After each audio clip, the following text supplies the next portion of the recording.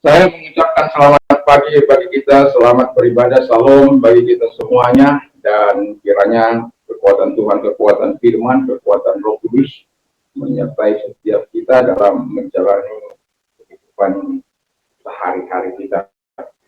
Dan biarlah terus kita cinta pada Tuhan.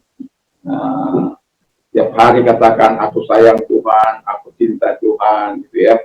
Itu perlu diperkatakan kepada Tuhan. Dan saya juga ingin menyalami kita yang ada di luar sana. Salam Indonesia, salam Nusantara, dari Sabang sampai Merauke, dari Miangas sampai Pulau Rote. Mantalah iman kita, mantalah kasih kita, mantalah pengharapan kita. Tentunya dalam Yesus Kristus menjadi Tuhan dan Juru Selamat kita. Kalau mantap nggak di luar Yesus itu berat gitu. Jadi harus mantap, itu harus di dalam Tuhan. Jangan katakan bahwa Tuhan itu bukan Juru Selamat, bahwa Tuhan itu bukan Tuhan, dia adalah Tuhan, dia adalah Juru Selamat. Kalau engkau percaya, engkau akan diselamatkan. Engkau tidak percaya, engkau akan dihukum. Yohanes 3 ayat 3-6. Karena Yesus sudah berkata, akulah jalan dan kebenaran dan hidup, tiada seorang sampai kepada Allah kalau tidak melalui aku. Dan Petrus dalam Kisah Rasul 4 ayat 12 mengatakan, dan keselamatan tidak ada dalam siapapun juga selain dalam Dia, Yesus. Karena di bawah kolong langit ini tidak ada nama lain yang diberikan kepada manusia yang olehnya kita selamatkan. Karena begitu besar kasih Allah akan dunia ini, sehingga Ia mengaruniakan anaknya yang tunggal, supaya setiap orang yang percaya kepadanya tidak binasa, melainkan beroleh hidup yang kekal. Puji nama Tuhan. Dan juga Alkitab mengatakan dalam Roma 10 ayat 9 dan 10, dikatakan dengan hati percaya engkau dibenarkan, dengan mulut mengaku engkau diselamatkan. Kiranya Tuhan Yesus memberkati kita. Sebelum kita mendengarkan firman Allah, kita akan berdoa terlebih dahulu. Urati hamba-Mu, urati kami semuanya. Supaya buka hati kami, agar engkau mengisi kekosongan hati kami, setiap kami Tuhan. Kami tahu Engkau ada di tengah-tengah kami untuk menyatakan seluruh hati kepada hamba-Mu, kepada kami semua, sehingga kami dapat mengaplikasikan di tengah-tengah kehidupan kami. Ada di luar sana, lalu izinkan mereka mendengarkan firman dan juga menolong mereka bersama malam perjumpaan. Terima kasih. Kami sungguh meminta kepada Bapa surga dalam nama Yesus, tanamkan firman-Mu ini di dalam setiap kita, dalam pikiran kami, sehingga kehendak Tuhan yang akan kami lakukan dengan penuh ketaatan melakukan segala kita. Terima kasih. Saya bersyukur dan kami siap mendengar dan melakukan dalam nama Puji nama Tuhan. Kita akan membaca Alkitab kita dalam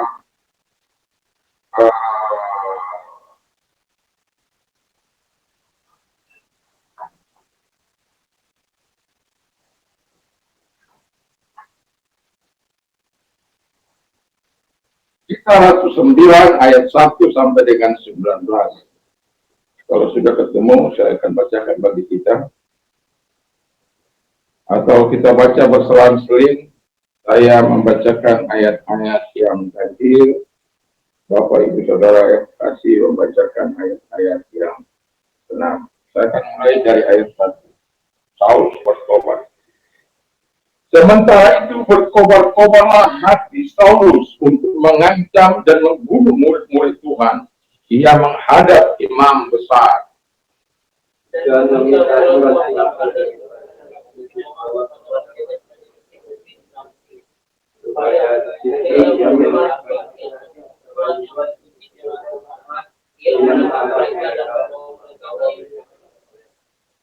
dalam perjalanan ke Damsyik, ketika ia sudah dekat kota itu, tiba-tiba cahaya memancar dan langit mengelilingi dia.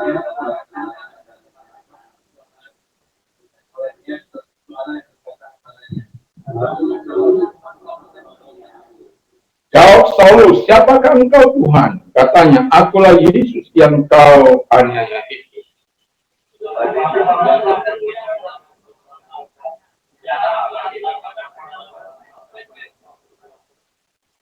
Maka terbangunlah teman-teman seperjalanan karena mereka memang mendengar suara itu tetapi tidak melihat seorang pun.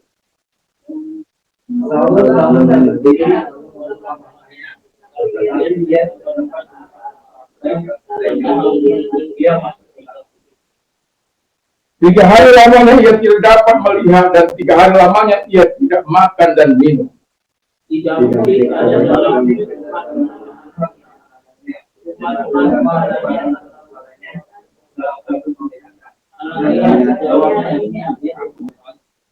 Firman Tuhan, mari pergilah ke jalan yang bernama jalan lurus dan carilah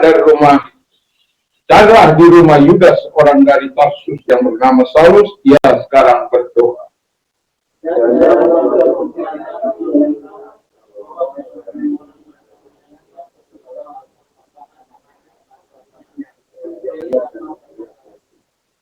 Jawab Ananias, Tuhan, dari banyak orang yang telah kudengar tentang orang itu, betapa banyaknya kejahatan yang dilakukan terhadap orang-orang kudusmu di Yerusalem.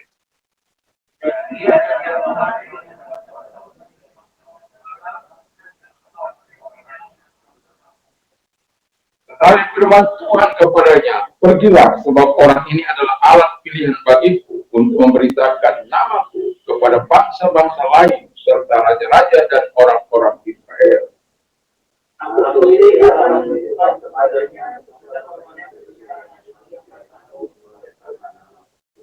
Lalu pergilah Ananias ke situ dan masuk ke rumah itu. Dia menumpangkan tangannya ke atas Saulus, katanya, Saulus, saudaraku, Tuhan Yesus yang telah menampakkan diri kepadamu di jalan yang engkau lalui, telah menyuruh aku kepadamu, supaya engkau dapat melihat lagi yang penuh dengan Roh Kudus.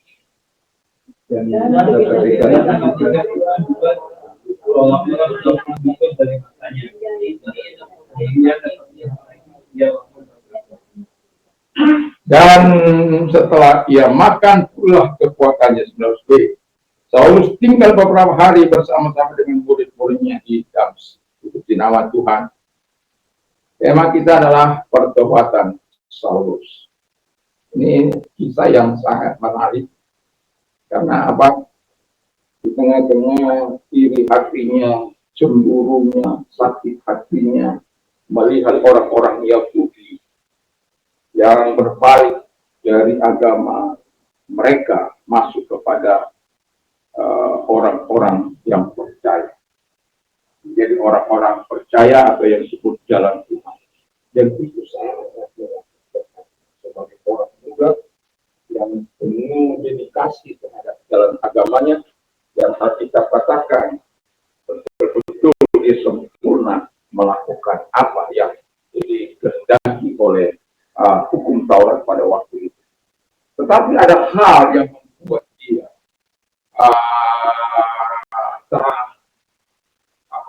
saya itu di dalam kehidupannya bukan lagi berdasarkan apa yang di Alkitab katakan, tetapi dia secara terikat terhadap roh agamawi, dan itu membuat orang mudah tersinggung, mudah sakit hati. Kalau orang beragama tidak berikat terlibat dalam roh agamawi, maka orang itu akan penuh cinta kasih. Tetapi kalau terlibat dalam roh agamawi, maka ajaran-ajaran yang tidak ada pun akan ditambahkan ke situ. Itulah yang membuat orang semakin galak, termasuk Saulus.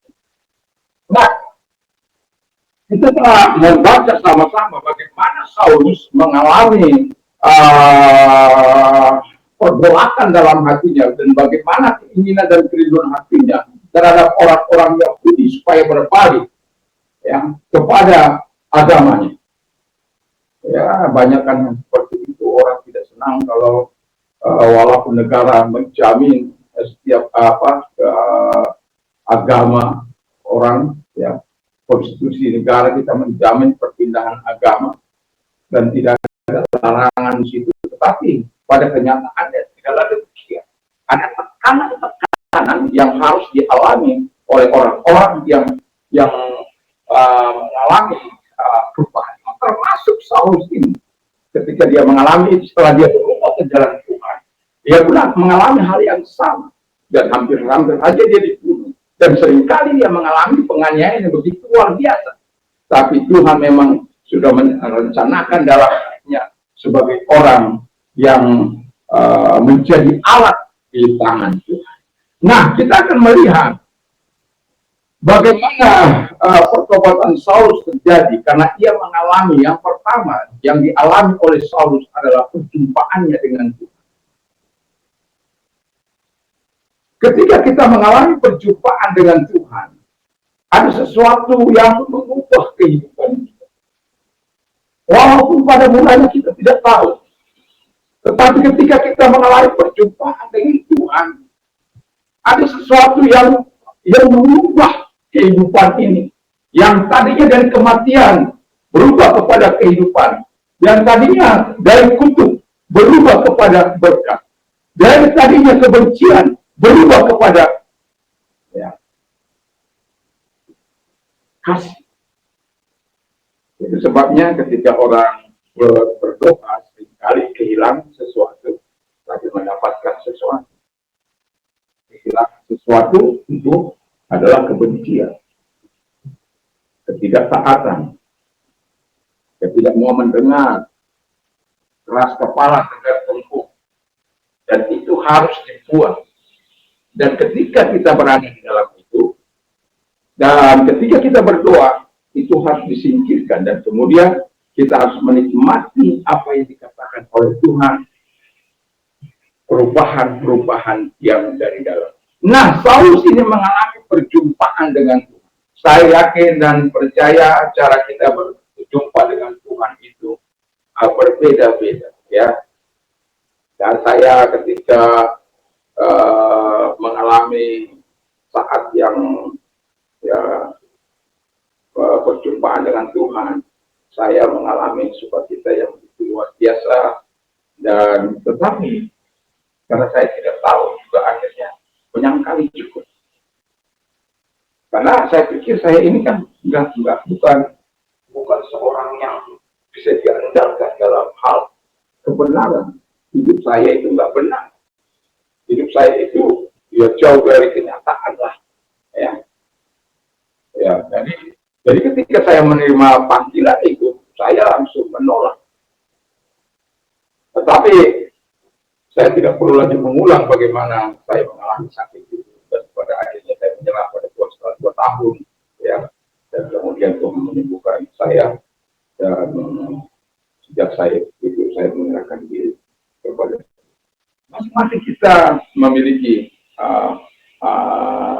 cara perjumpaan kita dengan Tuhan. Tapi saya mau katakan, kalau kita tidak mengalami perjumpaan dengan Tuhan, akan sangat sulit kita mengalami pembaharuan. Akan sangat sulit bagi kita mengalami pertobatan. Itu sebabnya, kalau kita melihat bagaimana tokoh-tokoh para murid mengalami perjumpaannya dengan Tuhan, ketika mereka mengalami lawatan Tuhan secara besar-besaran dan mereka berubah. Nah, kemudian yang kedua, pertobatan Saulus terjadi karena ia mengalami hal-hal yang supranatural. Ya. Bagaimana tidak? Tiba-tiba dia buta. Tidak bisa melihat. Tentu shock dia. Antara kaget dan dia mulai melihat, mungkin dia mulai berpikir, wah, aku ini sudah jadi beban. Bayangkan kita tiba-tiba. Dan sebelum buta itu Tuhan masih sempat katakan pada dia. Di ayat yang ke-6 dikatakan demikian. Tapi bangunlah dan pergilah ke dalam kota, di sana akan kukatakan kepadamu apa yang harus kau perbuat.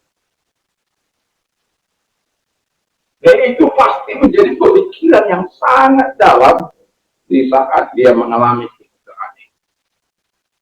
Tapi pengalaman supranaturalnya dengan Tuhan itu membuat goncangan hebat. Dia mulai mungkin berpikir tentang apa yang sudah dilakukan, walaupun tidak diceritakan oleh Alkitab. Tapi kita sudah melihat bagaimana pada akhirnya goncangan demi goncangan yang dialami, yang dikerjakan oleh Allah dalam hidup. Dan ketika saya tidak akan terlalu panjang berpesan kali ini, ya untuk satu jam saja kurang mungkin. Pertobatan selalu terjadi karena ia mengalami kesepian yang tak berujung. Kenapa saya katakan dia mengalami kesepian yang tak berujung? Karena 3 hari, 3 malam, dia sudah tidak makan dan tidak minum. Proses kebutaannya menjadi beban yang berat. Dia menantikan janji Tuhan, tapi janji Tuhan tidak datang. Apa betul saya ini berjumpa dengan Tuhan? Apa betul saya ini buta karena Tuhan? Atau karena sesuatu? Dia mengalami kesepian yang tak berujung. Di dalam kesepiannya itu, saya pernah berkata, ada kalau orang katakan kepada saya, kamu sendiri. Saya akan katakan tidak. Bapak anak dan Roh Kudus menyertai saya. Kalau sendiri itu kan secara fisik, saya mungkin datang secara fisik sendiri. Tapi kalau sendiri, kesepian, loh itu akan sangat berbeda. Orang banyak lonely, banyak kesepian di tengah-tengah keramaian. Di tengah-tengah kegiatan peribadatan mereka. Tidak sedikit anak-anak Tuhan yang mengakui aktif. Tapi kenapa dia bisa bunuh diri? Karena tidak mengalami perjumpaan dengan kosong. Dan kesepian itu tidak bisa kita sembuhkan sendiri. Makanya orang yang mengalami kesepian akan mudah mengalami bunuh diri. Tetapi saya mau katakan kepada kita, jangan mengambil jalan yang waktu pantang pada Tuhan. Dan Tuhan akan memberikan pertolongan yang sebenarnya. Nah, kalau kita lihat dia lagi kesepian, Paulus lagi kesepian, lagi melihat bagaimana masa depannya. Apa yang kuperbuat dengan kebutaanku ini? Apa yang bisa kukerjakan dengan kebutaanku ini? Kalau butaku itu di masa kecil, dari masa kecil atau karena penyakit, mungkin orang tidak menjadi masalah. Tapi kalau kebutaanku ini, karena hukuman Tuhan, ini menjadi masalah besar. Karena apa? Dia akan dijauhi oleh semua orang. Dan itulah di dalam kesepian yang panjang, yang dialaminya, ada hal yang saya sangat kagumi. Karena apa? Kemudian di ayat 11 dikatakan, dia berdoa. Nah, di saat dia berdoa kepada Bapa, kepada Allah, kita tidak katakan apa yang tidak didoakannya, tapi kira-kira begini, Tuhan ampuni aku. Aku sudah melakukan penganiayaan terhadap umat. Ampuni. Karena firman Allah katakan, Tuhan tidak mengirim Ananias kepada dia sampai dia berdoa. Dan ketika dia mengambil keputusan untuk berdoa, kata firman Allah, sekarang dia berdoa. Karena sekarang dia berdoa, baru Tuhan perintahkan Ananias. Saya yakin dan percaya Saulus akan mengatakan kepada Tuhan, berikan aku second chance. Berikan aku kesempatan kedua. Aku akan obrak-abrik dalam arti agama lah. Ya, dan sangat luar biasa. Ketika dia datang merendahkan diri di dalam doa dan kesepiannya itu, Tuhan tidak tunduk. Mungkin dia berkata, ya Tuhan berjanji akan datang kepada aku, tapi kapan dia datang? Sampai dia membuka hatinya untuk Tuhan. Dan kemudian terjadilah ayat 10 itu. Ketika di ayat 11 dia berdoa, di ayat 10, karena ayat 11 itu penekanan dari Tuhan. Sekarang ini dia sedang berdoa. Tapi di ayat 10 itu, ya memerintahkan Saulus untuk datang. Dan Saulus Ananias kita tahu bahwa dia begitu takut menghadapi. Kenapa? Karena dia sudah dengar apa yang diperbuat oleh orang ini. Kejahatannya. Tindakan-tindakannya. Ya. Dan dia juga tahu bahwa kedatangannya, bayangkan, antara Yerusalem itu dan Turki sekarang atau Damsyik itu 175 mil. 1 mil itu 1,6 atau kira-kira 280 kilo lebih. Hanya untuk mengejar orang-orang yang di Yerusalem dianiaya, mereka lari ke Damsyik, karena di Damsyik tidak ada terjadi penganiayaan. Dan kemudian di dalam ketenangan si Ananias datang ini si Saulus, dan Tuhan perintahkan untuk dia datang kepada Saulus berjalan lurus. Wah, dia berargumentasi dengan Tuhan. Dia berkata pada Tuhan, Tuhan, janganlah.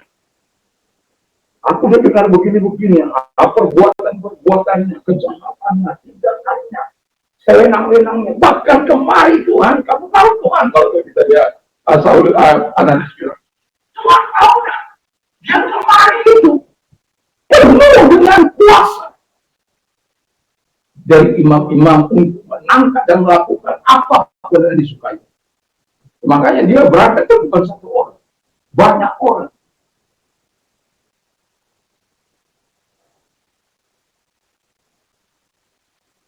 Walaupun dia menjadi komandonya, tapi yang banyak itu dia diceritakan.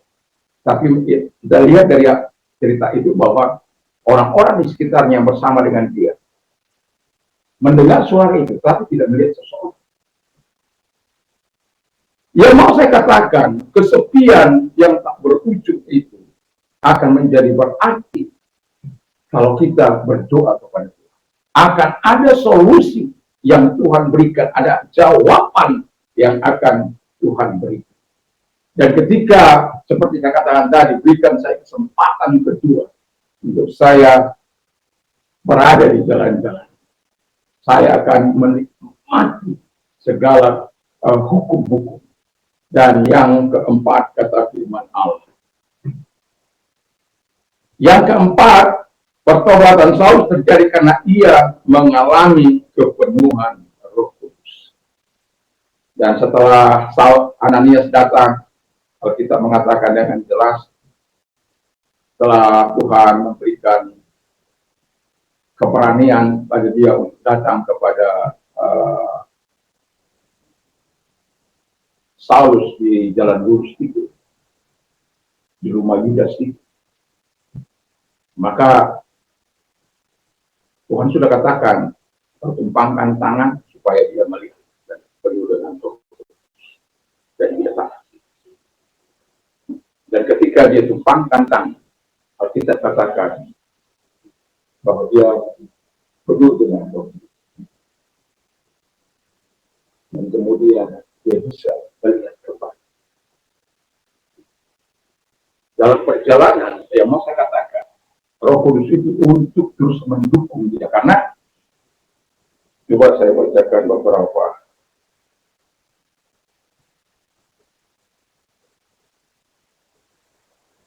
atas nama. Setelah firman Tuhan kepadanya, pergilah sebab orang ini alat bagi pilihan bagiku untuk memberitakan namaku kepada bangsa-bangsa lain serta raja-raja dan orang-orang Israel. Lalu kemudian ayat 6. Aku sendiri akan menunjukkan kepadanya betapa banyaknya penderitaan yang harus dia tanggung karena nama. Sesuatu yang sangat luar biasa. Kita lihat dulu apa yang dialaminya dalam 2 Korintus. 2 Korintus 11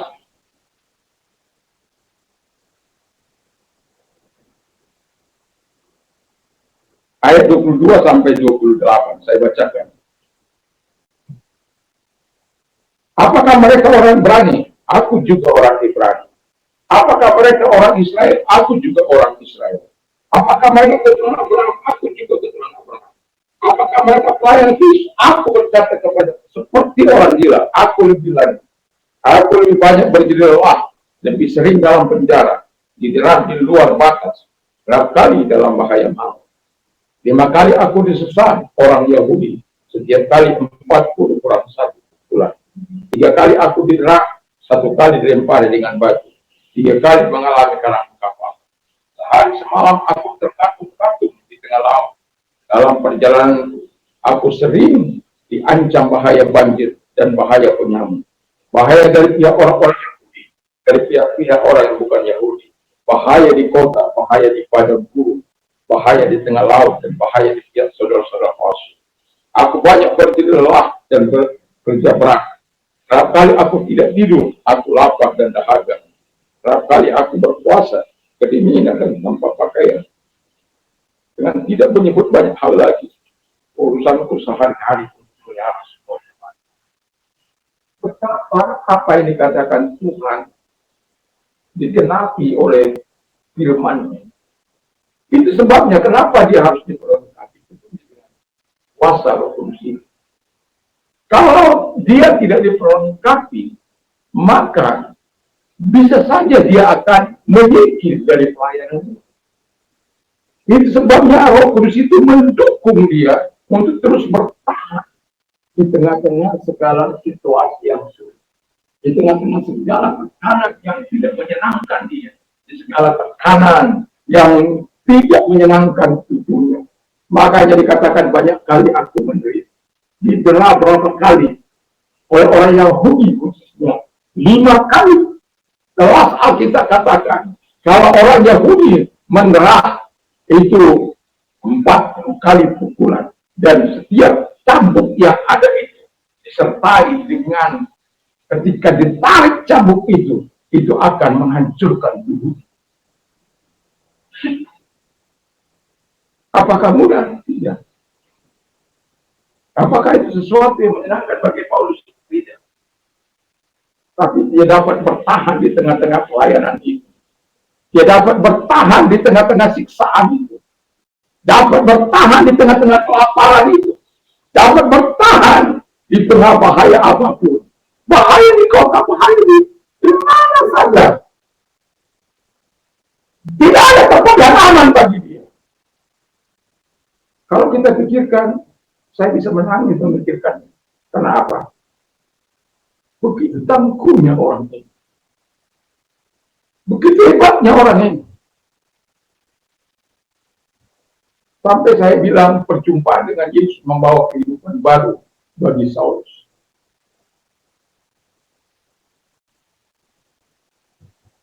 Ada sesuatu yang dialami bersama dia. Ada orang yang mengatakan penuh Roh Kudus, tapi hidup dalam perzinahan. Ada orang yang dikatakan penuh dengan Roh Kudus melakukan hal yang besar, tapi melakukan penipuan. Saulus jauh dari itu.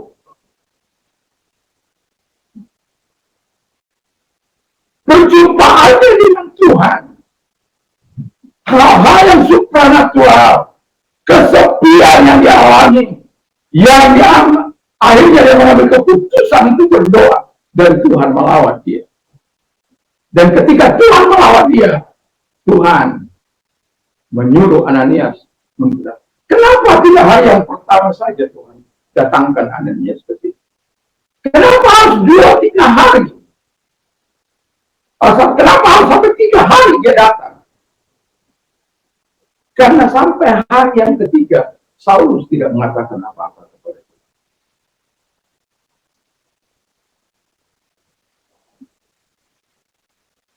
Dan di hari yang ketiga itu setelah dia sampaikan, sampai hari kedua, di hari yang ketiga, dia menyatakan kepada Tuhan dalam doa.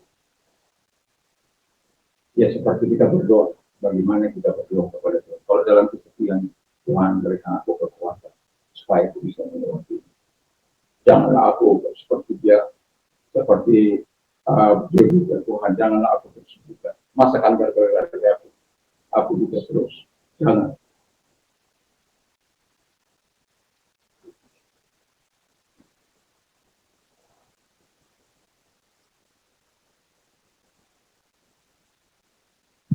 Jadi dia banyak kali mengalami penderitaan, tetapi dia tetap teguh kuat di dalam Tuhan karena penyertaan.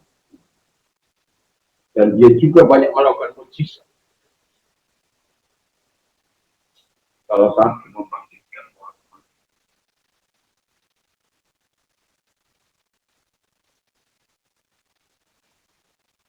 itu bukan sesuatu yang cukup.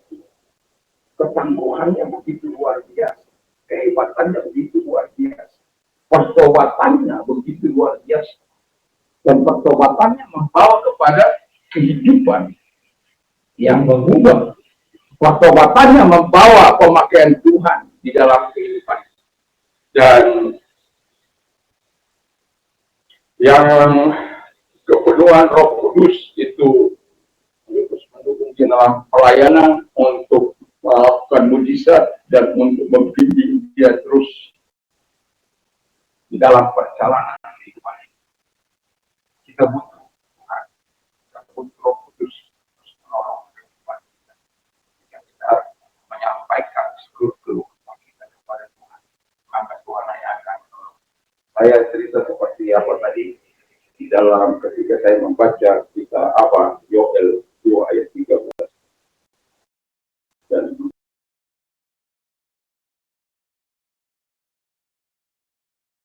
itu untuk berbalik kepada Tuhan, bukan kata yang artinya itu harus dilakukan terus menerus dalam Tuhan. Dan ketika Tuhan mengatakan untuk berbalik, satu kata menangis, saya menangis, mengadu saya mengadu, membalikkan hati saya sudah membalikkan hati. Tapi berpuasa itu menjadi pula salah buat saya. Bagaimana tidak menjadi pukulan Tuhan?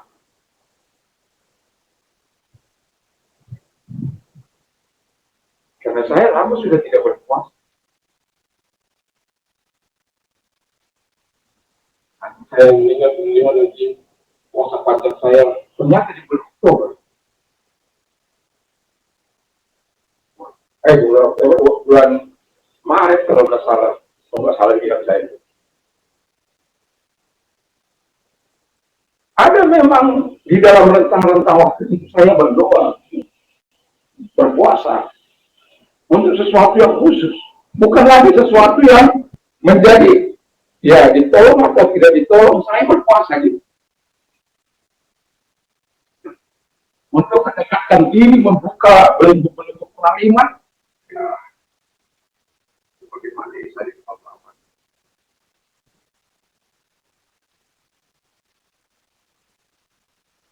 Dan itu sebabnya beberapa waktu saya berdoa kepada Tuhan, kalau Engkau menjauh saya,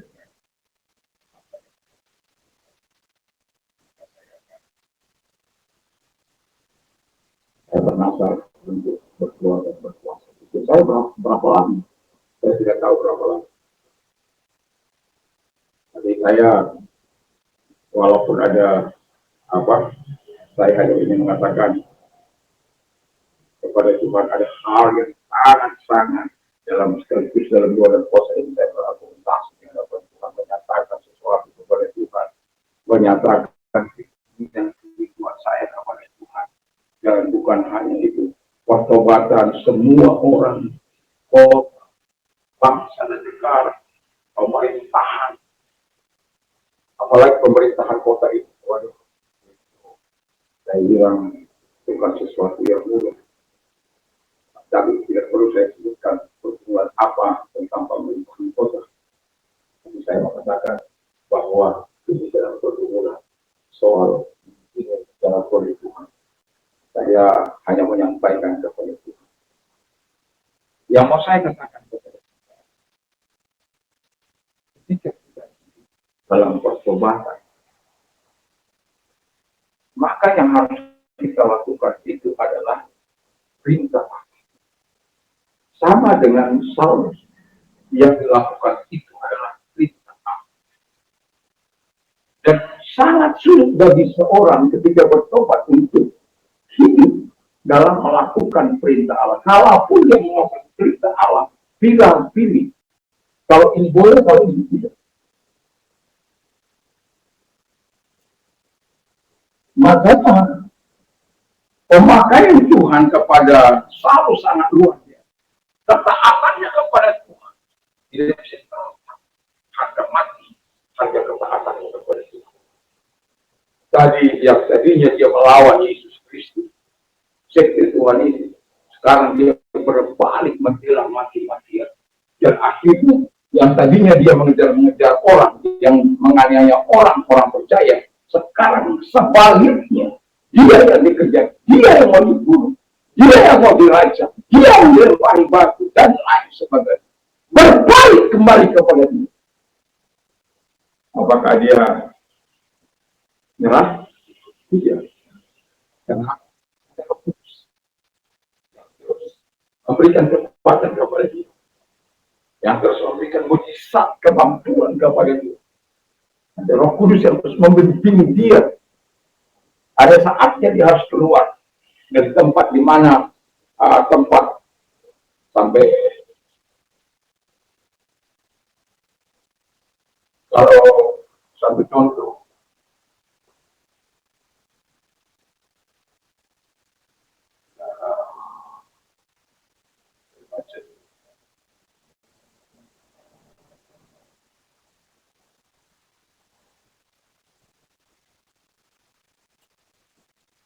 dalam 2 Timotius 3 ayat 11, engkau telah ikut menderita penganiayaan dan sengsara seperti yang telah diderita di Antiokhia dan di Ikonium dan Listra.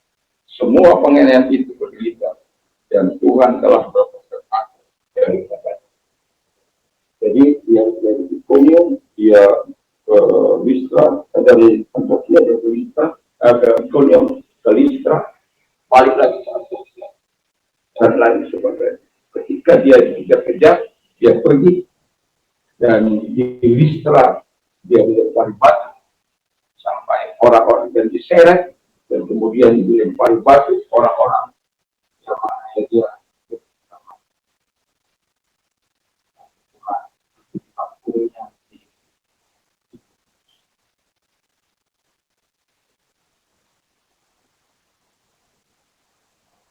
Kata apanya kepada penurutannya terhadap Tuhan. Jadi itu sebabnya Tuhan mengharapkan kepada kita supaya setiap kita, baik saya baca saja,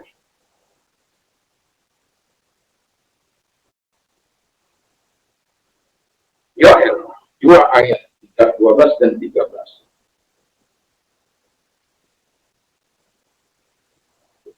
Tetapi sekarang juga demikianlah firman Tuhan, berbaliklah kepadaku dengan segenap hati, dengan berpuasa, dengan menangis, dan dengan mengadu. Koyakkanlah hati dan jangan pakaian. Berbaliklah kepada Allahmu, sebab Ia pengasih dan penyayang, panjang sabar dan berlimpah kasih setianya, dan Ia menyesal karena hukuman.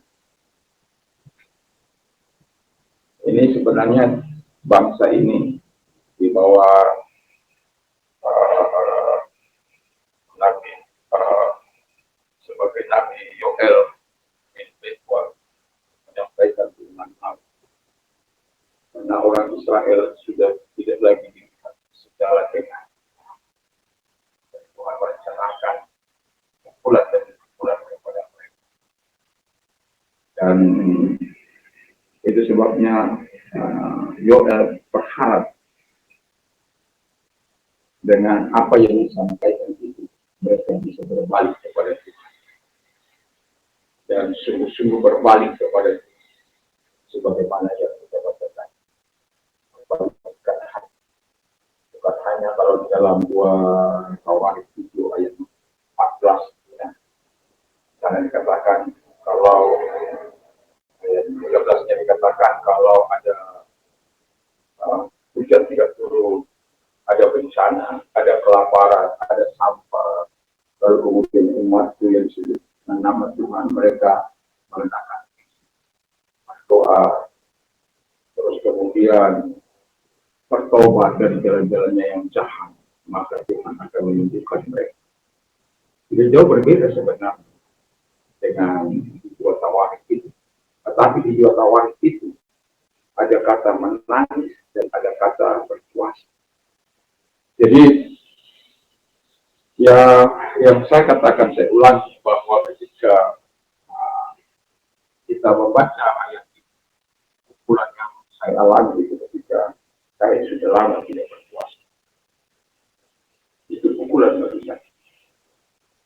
Dan tadi malam, seperti yang saya katakan tadi, itu ikrar ulang kepada Tuhan tentang puasa. Dan selama ini saya hanya bisa mengambil puasa panjang, tapi puasa singkat dua kali seminggu itu sudah lama. Padahal itu puluhan tahun saya lakukan. Tapi hari-hari ini saya tidak lakukan, tapi saya bersyukur bahwa Tuhan itu mau mengingatkan saya untuk kembali kepada apa yang selama ini dia senangi. Masih ingat tentang seseorang hamba Tuhan yang suaranya cemplang, lalu kemudian tidak bagus suaranya. Tetapi itu ketika dia menaikkan usianya kepada Tuhan, itu surga terbuka. Kemudian di tengah-tengah pertumbuhan jemaatnya, Tuhan kirim 2 penyanyi yang betul-betul good boy. Nah, ketika mereka bernyanyi, hati hamba Tuhan ini senang. Karena apa? Bukti Tuhan. Suaraku yang tidak baik ini bisa digantikan oleh orang-orang muda yang begitu luar biasa. Satu malam, Tuhan setelah beberapa waktu dia tidak lagi pernah memberikan pujiannya kepada Tuhan, karena dia pikir sudah ada yang mau sudah ada yang mau. Lalu Tuhan datang kepada dia melalui mimpi. Kok nggak pernah aku dengar lagi pujian yang seperti itu. Jauh suaranya lebih bagus, lebih indah daripada suara saya. Nggak pernah aku dengar.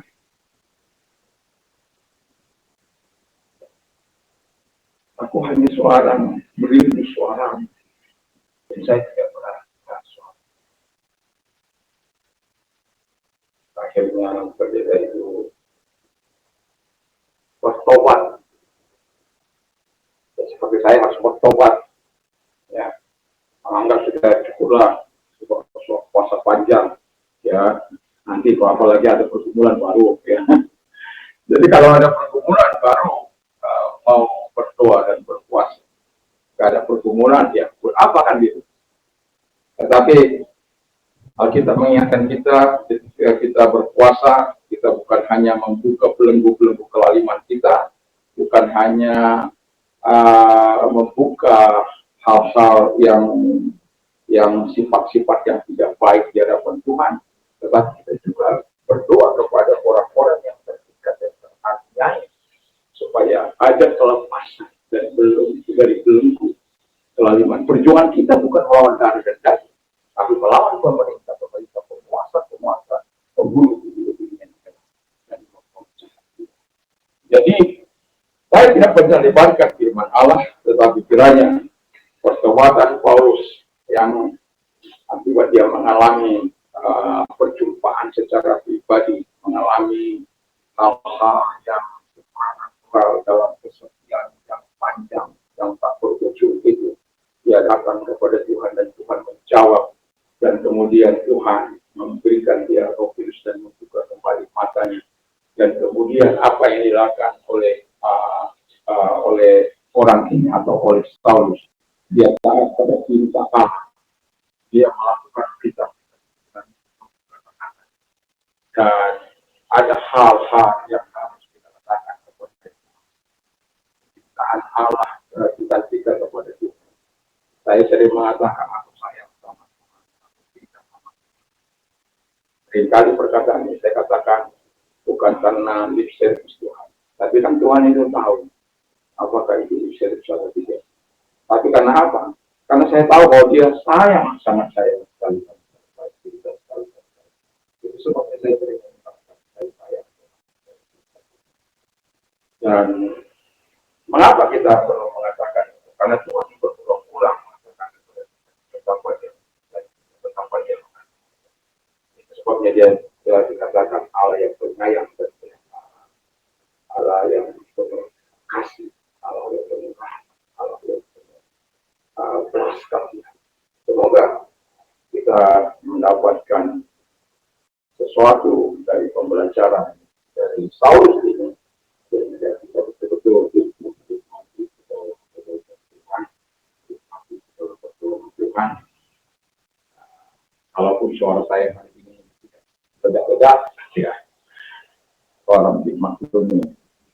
Jadi dalam kehidupan kita sebagai orang percaya, mari kita mengeluarkan buah-buah Roh Kudus dalam kehidupan kita dan ketaatan yang menyenangkan Tuhan karena kita melakukan segala perintahnya. Mari kita tunduk kepada kita berdoa.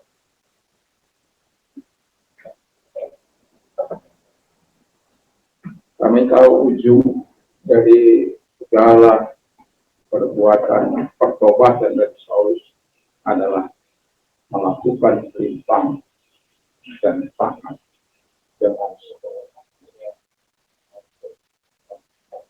melakukan segala. Kami tahu Tuhan bukan menerima segala yang baik dari Bapa di surga adalah ketaatan penuh. Ketika Engkau menegur kami dengan cinta, kami mau berbalik kepada seperti Daud ketika dia jatuh dalam perhitungan rakyat yang merasa bahwa rakyat lain memberikan kemenangan kepada dia.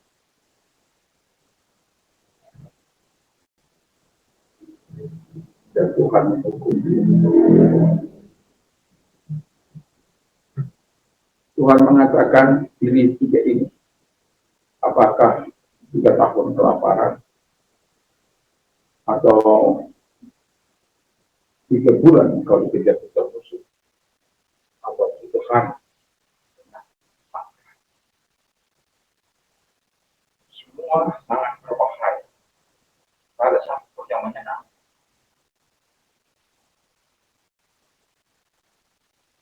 Dan kemudian dia tahu bagaimana dikejar-kejar musuh. Dia tahu ada bahaya kelaparan. Dia pernah menikmati masa-masa itu. Dia tahu juga masa-masa dikejar musuh. Dia tahu juga masa-masa ada penyakit sakit. Dan apa yang terjadi, dan dia mengatakan, hanya aku minta, jangan aku jatuh ke tangan musuh. Pada akhirnya Tuhan mengambil 3 hari penyakit sampai. Tapi sebelum 3 hari, Daud Paulus berkata, bukankah aku yang bersalah? Allah berasa dirimu nyawa melayang. Bukankah aku yang melanggar perintah? Apa yang mereka lakukan? Ini sikap seorang pemimpin yang berani dan dia tahu pada akhirnya Tuhan menghentikan. Itulah itu. Walaupun dia harus mempersembahkan korban di hadapan Tuhan. Kita harus berani mengakui kelemahan kekurangan bersama menderita di hadapan Tuhan. Saya yakin dan percaya di dalam doa-doa dari Paulus, dia akan mengakui segala keberadaannya di hadapan Tuhan dan dia meminta second chance Tuhan berikan kepada dia. Dan Tuhan, walaupun tidak diminta, sebenarnya Tuhan sudah merencanakan itu bagi dia. Itu sebabnya Tuhan memakai dia secara luar biasa. Tetapi yang perlu kita pelajari daripada pertobatan daripada Saulus, ketaatannya kepada Tuhan dan ketaatannya melakukan perintah-perintah Tuhan tanpa mempertanyakan sesuatu why. Terima kasih Bapa di surga, kiranya Tuhan menolong kami sehingga kami tetap hidup dalam pertobatan yang sesungguhnya di hadapan Tuhan. Siapapun kami, baik hamba-Mu, baik kami semuanya, baik nantinya mereka yang mendengar di luar sana. Kiranya Tuhan menolong mereka untuk hidup dalam pertobatan yang sesungguhnya. Terima kasih Tuhan. Kami juga berdoa Tuhan Bapa di surga kepada mereka yang sedang hidup dalam seterus salib Kristus. Kami berdoa kepada mereka, kiranya rahmat-Mu datang kepada mereka. Atau mereka yang sedang bertolak belakang dengan Engkau, datang kepada mereka. Atau sedang kepada mereka yang melakukan hal-hal kekerasan dan umat, datang kepada mereka. Sama seperti Engkau datang kepada Saulus, menobatkan Saulus dan membuat dia hidup melakukan apa yang Kau perintahkan kepada. Terima kasih Tuhan. Dan kalau ada yang sakit dalam nama Yesus, apapun sakit penyakit, percayalah Tuhan mampu hadir kepada Engkau dalam segala apapun. Tuhan mampu datang kepada.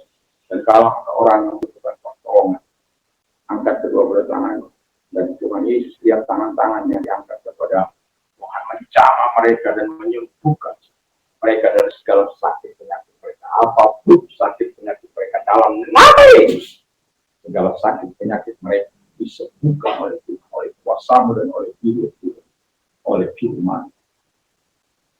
Terima kasih Tuhan, dan bagi Engkau yang sedang mengalami pergumulan berat, serahkan semua kepada Tuhan. Dan kalau Engkau orangnya, angkat kedua belah tangan.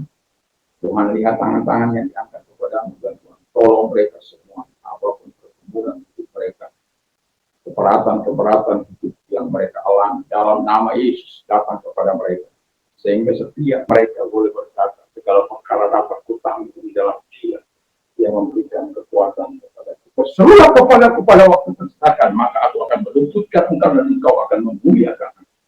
Dan kami percaya firman maka didengar. Terima kasih Bapa di surga dan seluruh umat, kami berdoa kepada-Mu Tuhan. Keluar masuk mereka, diberkati usaha mereka, diberkati apapun, dan masalah pendidikan mereka bertingkat-tingkat sampai perguruan tinggi diberkati oleh Tuhan. Terima kasih Bapak di surga. Kalau sebentar kami akan kembali ke makan dan memakai dua pemerintahan Presiden kami yang baru, Presiden Prabowo dan mendoakan sehingga hikmat dari Tuhan dan mereka membawa Indonesia maju. Terima kasih Bapak di surga, kami bersyukur. Dalam nama Tuhan Yesus Kristus kami berdoa, dan juga kami berdoa kiranya Tuhan menolong setiap kami warga surga untuk melakukan yang terbaik dalam hidup.